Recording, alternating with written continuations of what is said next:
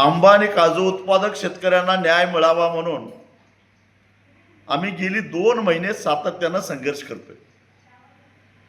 12 मार्चच्या मोर्चाच्या वेळी सिंधुदुर्गचे पालकमंत्री श्री राणे स्वतः मोर्चेकऱ्यासमोर येऊन सांगून गेले 2 दिवसामध्ये सरकार मदत जाहीर करेल।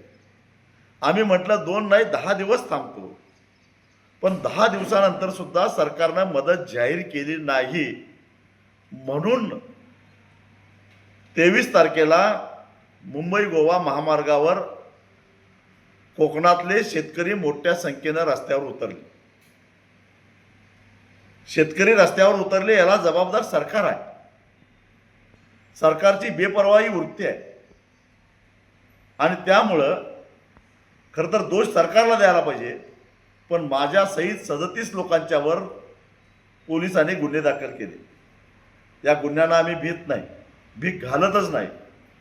अजून तुम्ही गुन्हे दाखल करा, लाट्या चालवा, गोळ्या घाला, आम्ही गप्प बसणार नाही। सरकारनं मदत जाहीर केली नाही तर चलो मुंबईचा नारा आम्ही येत्या 2 दिवसात देणारच आहोत।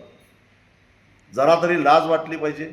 अरे जे मोर्चामध्ये नव्हते, जे आंदोलनात नव्हते, ते या 37 लोकांच्यामध्ये आहेत। ज्यांना तुम्ही आधीच भीती घातलेली होती ते घाबरून गुन्हे दाखल होतात म्हणून रस्त्यावर आले नाहीत, त्यांच्यावर कसले गुन्हे दाखल करताय? आणि त्यांनी सुद्धा आता विचार करावा की कुठल्या चोरांच्या राज्यामध्ये आपण काम करतो, कुणाचं आपण समर्थन करतोय।